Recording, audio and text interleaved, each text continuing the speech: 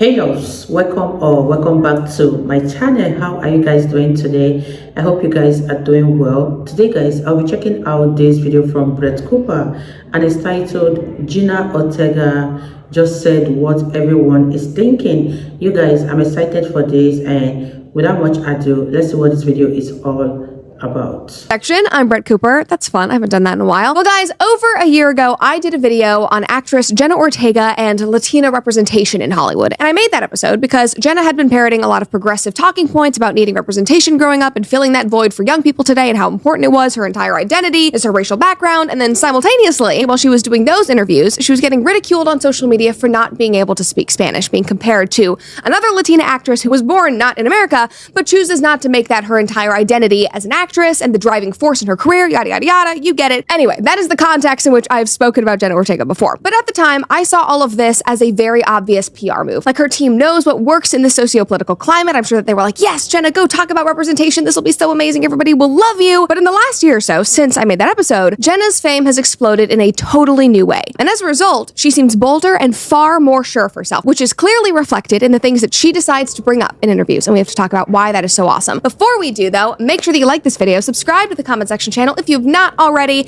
and of course, hit that notification bell if you never want to miss one of our episodes. So the backstory on this particular episode is that a few weeks ago, I saw a comment from Jenna in an interview that she had done, and I loved it. But I wasn't really sure how it would fit into an episode. It wasn't big enough to be an episode in and of itself, but I tucked it away for a rainy day, knowing that she would be in the news at some point and I would be able to use it. And if you wonder how I write the show and create the show, it's basically a lot of that. I just have like flagged things and folders everywhere of things that I want to use and comments that I think are interesting, and they always end up coming back and they end up being used one of the shows, but it's great. It's a full circle moment. Anyway, I knew that this comment would come in handy for an episode, and it certainly did. So Jenna right now is currently doing press for her new movie, Beetlejuice, aka Beetlejuice 2. She has been all over my social media, on TikTok, on Instagram, on X, doing interviews with her co-stars Winona Ryder and Catherine O'Hara. And what I said in the introduction about her being more bold and sure of herself, a great example of this is something that just happened at the Venice Film Festival last weekend. So she and her fellow cast members were getting off the boat. They were being greeted by paparazzi, and almost immediately, the paparazzi started screaming at Winona Ryder, who was standing next to Jenna, to take off her sunglasses. And Winona was getting visibly uncomfortable and stressed out. And if you know anything about her history with paparazzi harassment and how that impacted her career, this makes sense.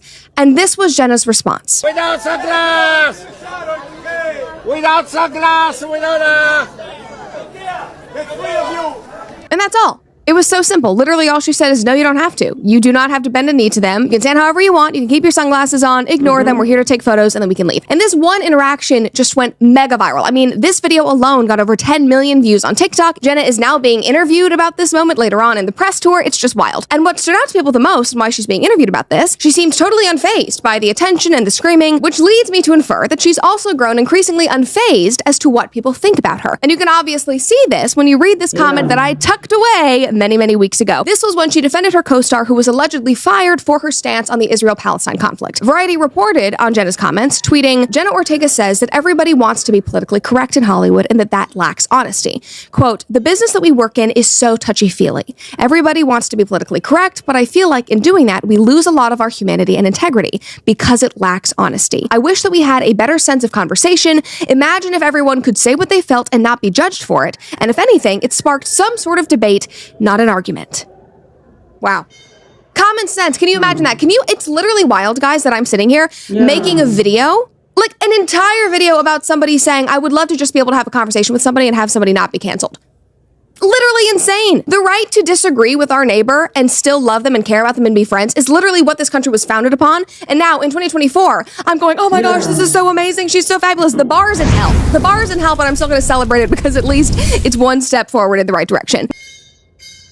Wow, you guys, what are your thoughts about this video? I love it when people grow up and become unfazed about what others will say about the kind of decisions they make on their life, because this life, we're all living it by ourselves at the end of the day, and what others have got to say sometimes matter to an extent, but that shouldn't be the driving force to the kind of decisions we make in our life. I love when women stand up for themselves and also stand up for others when they are in such a tight situation. Let me know what you guys think about this in the comment section down below, and let's continue watching, you guys. Anyway, but it does make me laugh because imagine that in Hollywood, being willing to work with and be around people who think differently than you, having challenging conversations, just so crazy. And it's really funny. And I might do a full episode about this later on. But Bethany Frankel from Real Housewives, who is now just a TikTok star and legend, she's had this whole resurgence of fame. She recently made a couple of TikToks basically saying this exact same thing. And now she is being attacked and called a conservative, which I don't know if she is. I don't know anything about her politics, but she's being called a conservative just because she said that we should have open discourse and still be able to be friends with people who disagree with us. If that is what gets you called a conservative, so be it. It says more about them than it does about us, just saying. I wanted to talk about this because it is so rare that you hear this sentiment coming out of Hollywood, especially from somebody who is so young and whose career is still taking off, because this is the time at like 23 years old when you're getting your big break, when most people are desperately trying to fall into line and appease the execs. But apparently not Jenna. Somebody commented and said, she is correct. Political correctness makes everyone all the same with no diversity. I thought they loved diversity. I guess not that kind of diversity. Somebody else said, it doesn't matter if you agree with her political views. Free speech is essential, period. Exactly. Another guy said, I'm a bigger fan than I was before.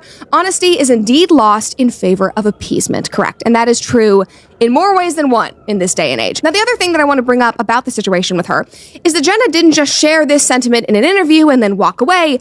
She literally left the Scream franchise that she was acting in after her co-star was fired. She said, no, I'm not doing this. You fired her because of something that she said online. I'm walking. I think she literally walked the next day after this woman was fired. Like, that is putting your money where your mouth is. And it doesn't matter if politically you agree with her or her co-star. That is loyalty, and that is acting upon principle, which I will always respect. And she didn't just stop there. In another interview more recently that she just did for Beetlejuice, she also spoke about female representation in Hollywood. And she said what all of us have been thinking and feeling for years at this point. She was asked this hypothetical question by the interviewer about whether she would accept an offer from Tim Burton to play the female version of Edward Scissorhands in a remake. And she said no. Rightfully so. This was her rationale. Like, if he called you up tomorrow and said, you know what, Edith Scissorhands is calling to me, Jenna. What would you say? No, you know what I would say about that specifically as well? I love that there's a lot more female leads nowadays. I think that's so special, but we should have our own. I don't like it when it's like a spin-off. Like, I don't want to see like Jamie Bond. I love that. I don't know if you guys caught that, but she said, I don't want to see like Jamie Bond. She doesn't want a female version of James Bond. Okay, she goes on and she says this. You know, like I want to see just like another badass. So yeah, something like that. Definitely leave it. And also the beauty of something like Edward is the mystery. I think it's very sensitive. You see, Beetlejuice can still somewhat be original because he exists in no specific time. You could take him back to the 1800s if you really wanted to. You know, like you really can make an anthology movie series with him. Exactly, go to the future. And I love what she said at the end here because she is obviously respecting the art. She's going, no, it does not make sense to make a remake of Edward Scissorhands that, you know, doesn't add up. And then she's arguing why Beetlejuice works and why the sequel works. But she's clearly thought through all of this and is coming from a place of what I would call artistic integrity. But I do want to briefly go back to what she said about women and female leads, because audiences aren't against seeing female leads or seeing more diverse casts if we want to bring that conversation into this, but they are annoyed, and rightfully so in my opinion, when it's so forced and it's shoved down our throats, and many people, including myself, find it incredibly lazy and honestly more offensive to just make a gender or race swap in an existing story, slap it on there, and then just call it a day. Like, be more creative. Like, I'm not against diversity, but actually try to make something that is genuinely, authentically diverse and interesting rather than just doing something sloppy so that you can get some progressive brownie points. Because doing that only hurts the integrity of Hollywood in this art form, or what's left of its integrity. The people in the comments definitely agreed with her. One person said she's right. It not only ruins well-established franchises and characters, but it is also insulting to women and minorities as it feels lazy. Create new franchises for new characters. If they're compelling, people will vote with their wallets. Another person said, exactly. Same with changing characters' races. Just make cool characters that fit those demographics. That's why it's so wild to me. For example, when they race swap a princess story and they just like shove a black girl in there. Is there not an amazing story with a black princess that you can tell that would be so much more interesting and have so much more complexity and nuance? Like, at least try. Do the research. Find something interesting that audiences will love. It's really not that difficult. Another person commented and said, this is what we've been saying. Stop gender race swapping roles. Make some new badass roles that add to a franchise. That would require creativity, though. Most of Hollywood lacks that now. Now, another commenter jumped in with a critique and said, no offense to her, but women have been in leading roles since the beginning of film. And to be fair, that is true, and I saw a couple of other comments that echoed this sentiment, but I honestly think that Jenna saying this was more of a commentary on how Hollywood has gotten lazy and creatively broken versus a commentary on women's representation in film. Another person said, is she an incel? Because I've been saying this for years now, and it somehow made me a right-wing, homophobic, misogynist incel. It sounds about right, to be honest. But Like, it's crazy to me that this is even political. Like, this makes logical and creative sense. And I love seeing actors vocalize this because I know that it's not just us in the audience that feels this way. It's not just us that are tired and bored. It's the actors too, because they're more entrenched in this madness than we are. So all of this to say, I hope that she keeps up this streak of honesty and boldness because the world certainly needs it. Yeah.